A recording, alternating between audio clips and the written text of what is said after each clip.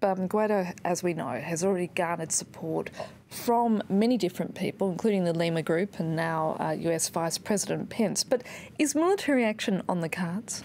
Well, it depends who you talk to, basically. If you're talking to President Trump, he has said both publicly and privately that he is not against the idea of military action.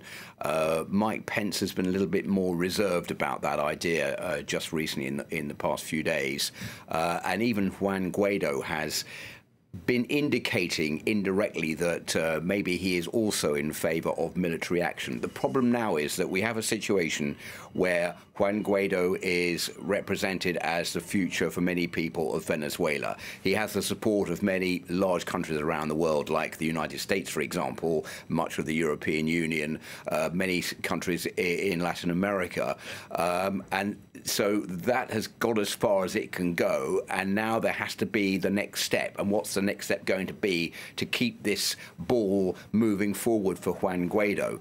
Is it going to be military action or not? Is it going to be the letting in of all this humanitarian aid that is waiting on the borders of Venezuela to come into the country? That would obviously be what Juan Guaido would like to do, but it doesn't seem to be forthcoming at the moment because it's being blocked by Nicolas Maduro, the official president of Venezuela.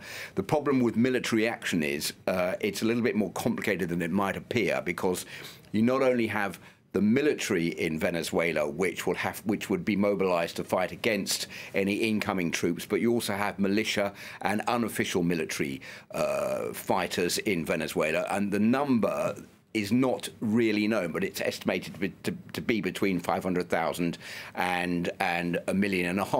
If you think about the fact that in Colombia only 18,000 fighters were necessary to wreak the havoc that the FARC rebels wreaked on the country for years, you can see that there could be a big problem in Venezuela if that military action came from outside and they had this pickup of military militia within the country to fight against them.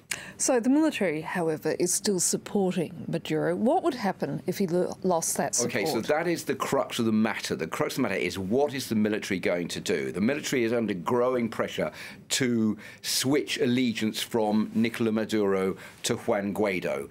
The problem for the military is that the military leaders, the people in charge at the very top, are basically being bribed by Nicolas Maduro by being given key posts in the government running the country's oil industry, being given money to keep them close to him.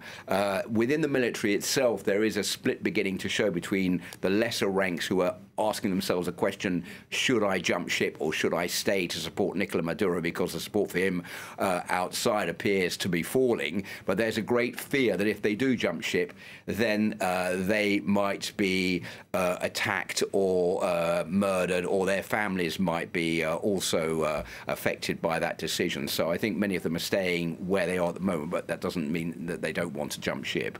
Philip Todd, thank you.